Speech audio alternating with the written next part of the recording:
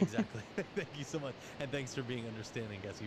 Smedley is the last name. Cassie Smedley, who is the RNC Deputy Communications Director. Thank you so much for joining us here as Nexstar brings our viewers the impeachment hearings live, as we have done both last week and this week. You were watching this morning. What did you think of the testimony that you've heard so far from David Holmes and Dr. Fiona Hill? Well, I think similarly to what we've heard over the last week, there's a lot of "in my opinion," and this is what I heard someone say.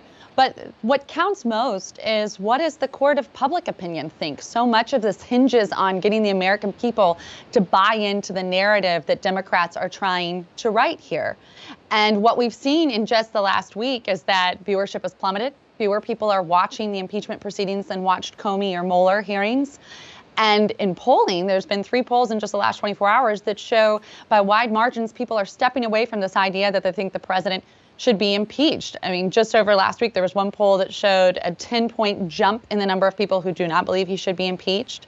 Yesterday, the Marquette Law School poll, Wisconsin, a huge swing state, shows that 53% of people don't think he should be impeached. And in fact, overall, support for the president has been growing. More people think that he can beat the field of Democrat candidates. So this is not going the way Democrats had hoped. But more than that, what we're seeing from voters and constituents is they say, get back to work, Congress. There's a lot of things you're not working on because you're so insistent on spending your time on this baseless hearing. That could be something that helps the president raise a lot of money as well, too. Wouldn't you say, Cassie, that this impeachment and him sort of telling his base that it's a sham is something that could be very lucrative financially for the president's campaign? And it has been. In just the first 24 hours of the hearing starting, we raised $3.1 million. We've well exceeded that in the days since. And what's important to note here is that not only are these coming from small dollar donors, but many of them are new. Never before have not only donated to President Trump, but donated to a political candidate.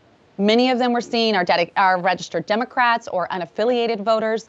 So not only is the support for the president growing, but it's growing from people who never before in their lives have felt compelled to get involved in the political process. And what they're seeing the Democrats try and do, not just in this impeachment hearing room, but even on the 2020 presidential debate stage, is just not resonating with them. They think that it's just so out of step with where our priorities as a country are and should be, and what President Trump has been doing on their behalf. So this is very much working in the president's favor right now. And as a party, we're certainly capitalizing on that by making sure that we're mobilizing volunteers and registering voters. Cassie Smedile, RNC Deputy Communications Director, joining us here on our stream of the impeachment hearings.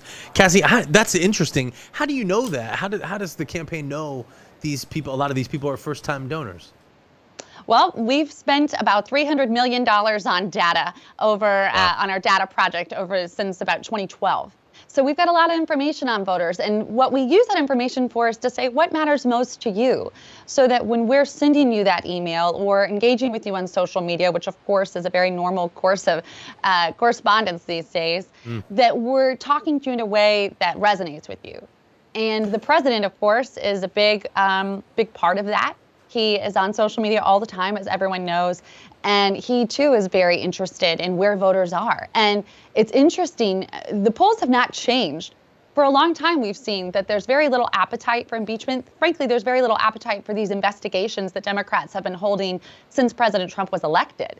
So it's unclear to me why Nancy Pelosi and Adam Schiff and the 2020 field of Democrat candidates continue to be proponents for investigating President Trump when the American people are pleading with them to just do their jobs. And conversely, you've got President Trump, who's got a great record of promises made and kept to run on.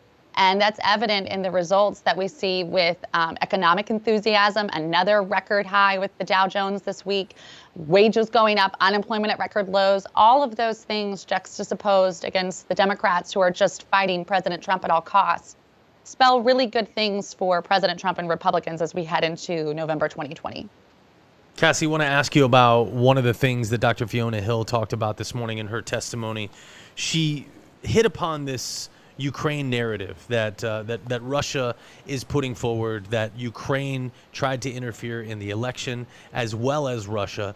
And she talked about how this was undermining our national security, that we need to be on the side of Ukraine, we need to be supporting Ukraine, and that painting them as some sort of interferers in our 2016 election is playing into Russia's hands.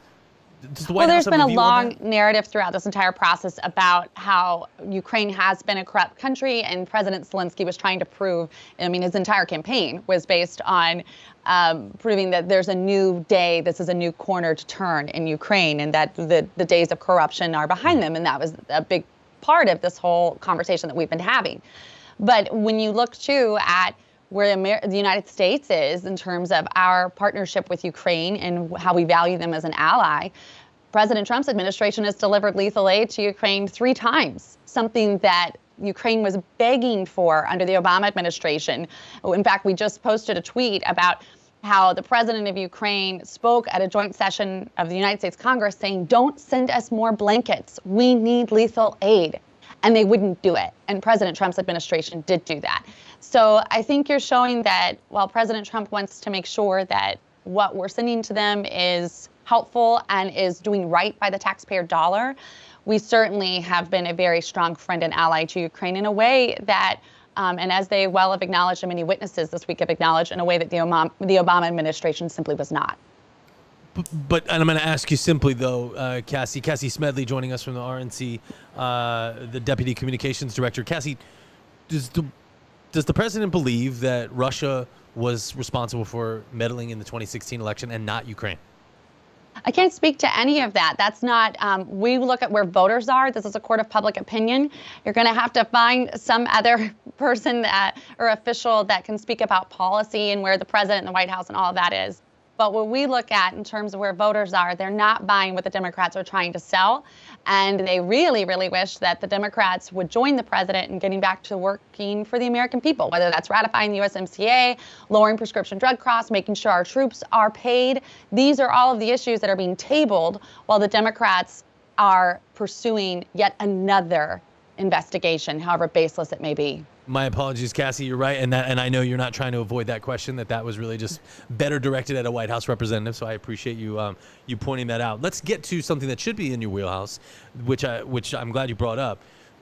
We saw another Democratic debate last night. The impeachment hearings almost running into the beginning of it. Actually, from your perspective, who's the candidate that you think would be the best, in other words, the easiest for President Trump to beat, to come from the left?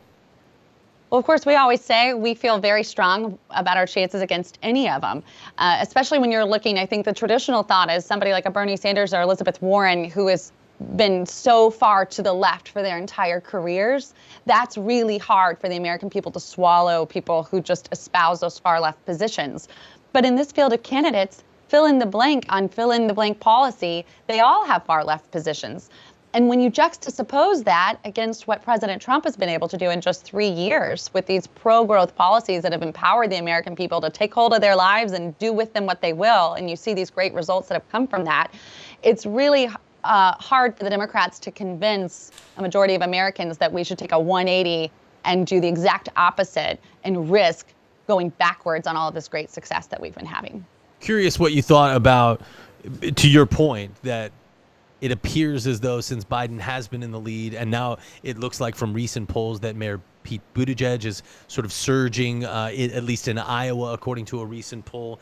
He's kind of trying to operate that or occupy that moderate position. So clearly it appears as though some Democrats at least agree with you that Warren and Sanders are too far left, and that they think they can occupy a better, more successful position by being closer to the middle. Curious on your thoughts about former Massachusetts Governor Deval Patrick getting into the race and the flirtations from former New York City Mayor Michael Bloomberg about possibly getting it. Yeah, I think if the Democrat Party felt that they had a winning candidate in the existing field, they wouldn't be welcoming the addition of Bloomberg and Deval Patrick. And they are not any moderate. They're not a moderate either, and I don't think they've ever really tried to be. Maybe you could say Bloomberg, but certainly some of his, even just the Slurpee decision would tell you that he's pretty good on having more government control over your life. But it is a very interesting state of play when you should be seeing the field winnowing. You should be seeing the party coalescing around a candidate, and they're looking outside to see, to scramble to see if they've got any alternates that they can bring in. I think that spells trouble. But again, we have no problem with that. We're going to continue to fundraise. We're going to continue to train. We're looking to train 2 million volunteers. We're forging ahead with the president's campaign and all Republican candidates to make sure we've got the strongest possible operation out there to go and deliver a re-election for President Trump and victories up and down the Republican ballot.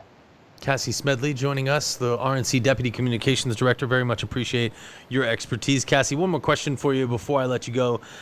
There was some talk possibly of a primary challenge on the right to President Trump. The RNC have a position on that? Well, we just simply don't get involved in primaries. But when you look at where the party is, President Trump enjoys, even on his worst day, well over 90% support from the party. So we feel very strong in where our party wants us to be. But I would note it's not abnormal for people to throw their hat in the ring to try and launch a primary challenge. President Obama had more than a dozen candidates at one point that were waging primary challenges to him. So I think it's a bit of a misnomer that this is somehow unique to President Trump. No, and I certainly wasn't intimating that it was unique. I think it's healthy for our democracy to have lots of candidates on both sides. So I don't see it as that at all. Certainly. Real quick question for you. 2 recent governorships lost by the Republican Party. Is that a signal of where the electorate is, or are those specific circumstances? How is the RNC looking at those? I'm talking, of course, about Kentucky and Louisiana. Sorry. Yes, with Kentucky and Louisiana, we always love to be undefeated. Louisiana was a hold, so they held down there. In Kentucky, it's just hard when the candidate doesn't quite work. But what I will note is neither Democrat candidate that they put up in those 2 states resembles anything close to the 2020 Democrat field. The Democrat field, presidential field, is so far to the left. And on the state level, in these moderate states, they put up more moderate candidates. Now, bring that out to November 2020, regardless of who the candidate or the nominee is, we feel very confident that President Trump will hold both Kentucky and Louisiana, and that we'll see victories all the way down the ballot. Cassie Smedile, RNC Deputy Communications Director, very much appreciate you joining us here on Nexstar's digital broadcast of our impeachment hearings, of the impeachment hearings on Capitol Hill, our digital broadcast. Cassie, thank you so much. Thank you. We'll bring JB Buno, our digital anchor, back.